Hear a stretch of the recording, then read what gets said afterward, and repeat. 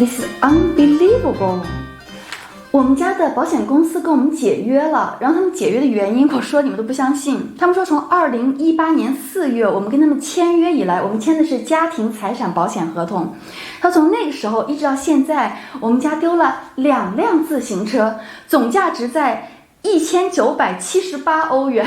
就因为这个原因，他们要跟我们解约。哎，我觉得这也太不靠谱了吧？他们德国公司难道就是这么小气吗？就是连2辆自行车你都赔不起吗？作为一个保险公司 ，Have you read this letter? Yeah. I mean, I just can't believe it. So they terminated this contract for the loss of 2 bicycles. This letter came yesterday, right? I mean, they terminated this contract a couple of days ago. So now we don't have any new contract. Then imagine. No. I mean, just between these 2 to 3 days, if anything happened to this apartment, nothing is covered. It's all gone. How can this be? No, we have a new contract. What do you mean by we have a new contract? This letter just came yesterday. They terminated the contract. Yeah, but Check24, the insurance broker, called me and they said this is going to happen. Which Check24? I mean, I think I heard this name from somewhere, but I don't really know what they do. Yeah, Check24 is an online insurance broker, and this is where we got this insurance from, and they called me. Okay, so even this one is also from Check24? Yeah, correct. But still, Check24 is not an insurance company, right? No, they are not. They are just a portal broker. Yeah, exactly. So how come they knew that this company would like to terminate this contract even before us? Yeah, good question. I've never experienced that before, but they are basically cooperation partners. Yeah? So our current insurance company must have told Check24 that they're planning to terminate the agreement, right? Obviously. And then Check24 was able to tell us. So they then advised us that we better terminate the agreement. Do you think is there any kind of special under-table deal between these 2 companies? I mean, that someone maybe would like to earn the commission or whatsoever. I don't think so, actually. I don't think No? so. No.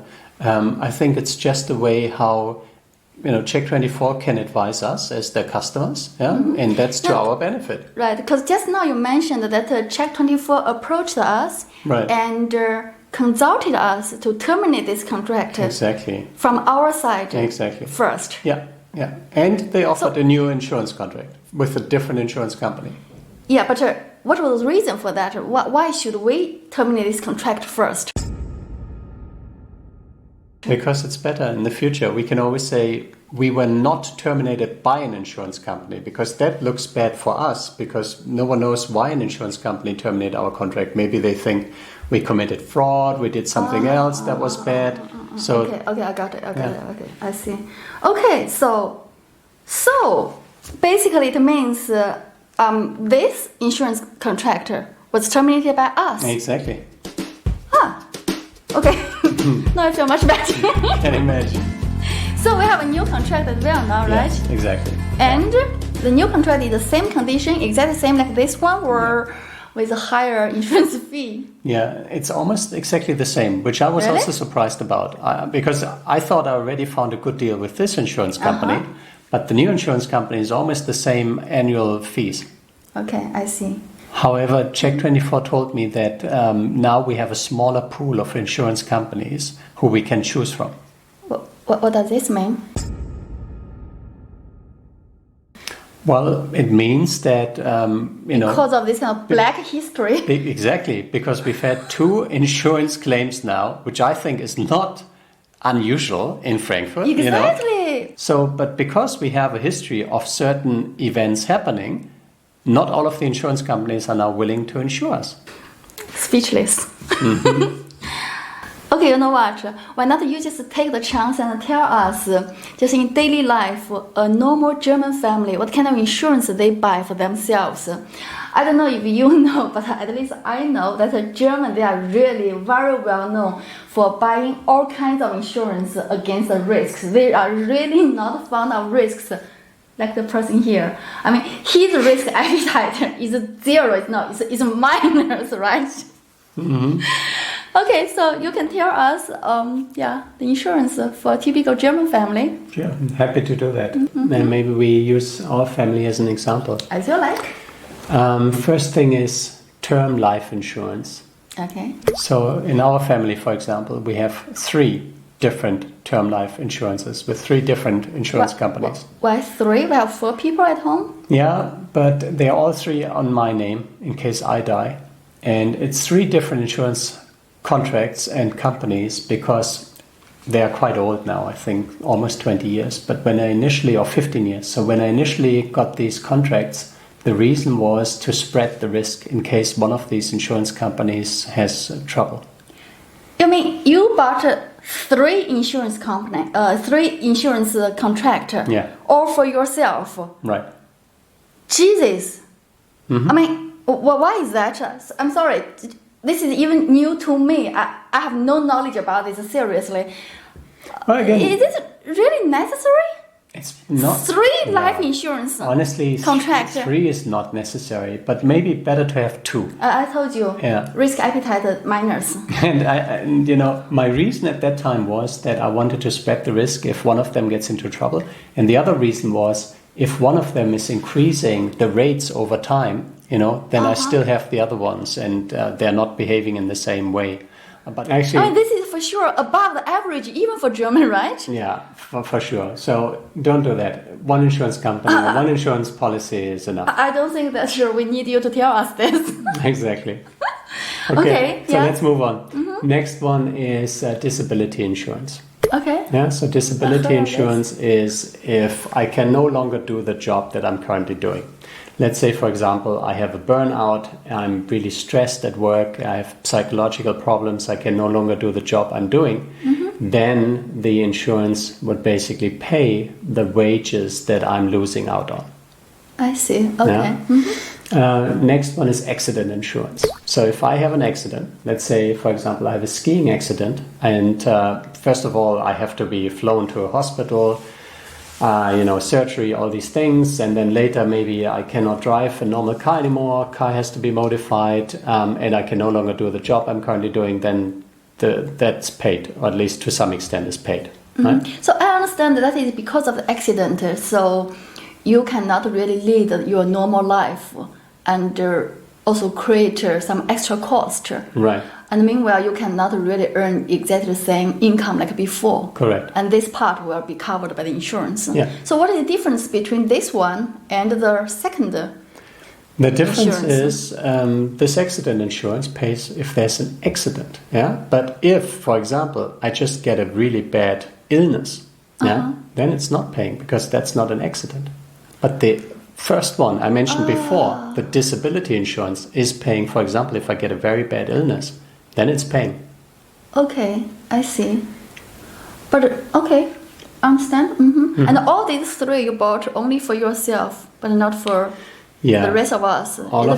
Because you're the main, just kind of financial source for all of us at home. Exactly, that's the rationale. Of course, for some of them, you could also think about, for example, insuring yourself, the wife, because in an accident, it's still, if you have an accident, we also have high costs, for example, So you could apply some of that idea there as well. But the main focus here is to basically protect the source of income. I see. This is a general idea, right? Yeah. Okay, I got it. Yeah. Okay, so we have 3 insurance here. No, 5 actually. 5 Correct. contracts. 5 3 contracts. insurance, 5 contracts, right? Exactly. Okay, go on. So then the next one is a very important one. That's liability insurance. Liability. We talked about this in our last video.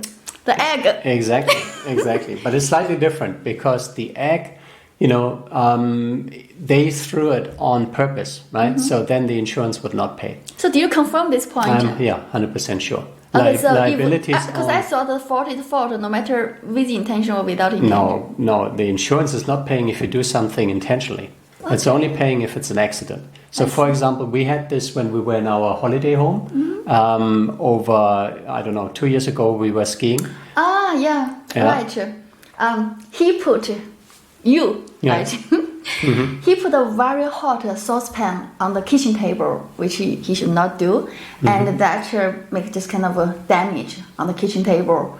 So the landlord in the end have to just change the whole kitchen table, and that created a cost. Exactly. And then that was covered by that insurance, the liability insurance. Exactly. Yeah. So that's liability insurance. And then the next one is legal protection insurance.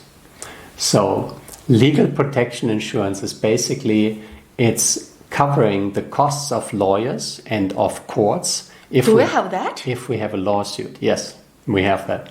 Jesus! We haven't had it in the past. I only got it when we got back here to Frankfurt because I thought in some cases it's better to be protected.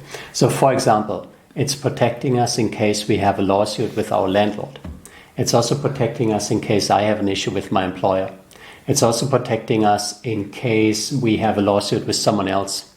But I mean, is this also kind of typical insurance that the German would buy? Well, it's not a must-have insurance, of course. Yeah, and I think quite a few people have it, especially, for example, because of employer and because of landlords. These are quite often cases where you have lawsuits or issues. That sounds really very pessimistic. If you really have to face each other in the court, that's bad. I mean, that's really bad. Yeah, but it happens, right? Yeah, of course happens. But certainly optional. And I don't know how many other countries have this. Yeah. Again, risk appetite minors. Exactly. Okay. So the next one is then, the travel health insurance. If we travel abroad and something happens, we get sick or we have to be brought back home in a medical plane, something like that, that's when the health travel insurance is paying. Okay, I see. I thought that actually our general medical insurance already covered this part, even when we were in traveling. I think it pays in the EU because we're under we're under the German scheme. So I think it pays as long as we are sick within the EU. Yeah. But outside of the EU, I remember once I was sick in England. I was on a business trip, and then that cost was covered. Right. No more anymore. No. No, not for England anymore. Exactly. Okay, so we have 8 already. We have 8. Yeah, and the last one is the household insurance. This one here. Oh yeah, of course. Yeah. So 9. Okay. 9. Is this the last one? This is the last one. Okay. Of course, what's not included here. Exactly. I love number 9, as you know. But what's not included here are, it's not insurances. Some of them are insurances, but anything that's related to pension, to kind of retirement, financial planning, etc., that's separate. But these are all the type of risk protection insurance. I actually thought that you also bought something for our children. That is very, very common in China. Exactly. I think, I know, but it's very uncommon here to do it in a kind of insurance. What people do here is they do save here. They have savings plans and ETF plans and other investment plans for their children. Yeah, it's actually a kind of investment. It's an investment, That's but true. They are not insurance contracts here. Ah, I see. Okay. Yeah. Okay, so thank you for letting us know all of this. Some of them even new to me as well. I hope you guys really enjoyed this video, and please do give us a like and subscribe to my channel. That would mean a lot to me. Thank you. Bye. Bye bye. See you next time. 再见。爱你们。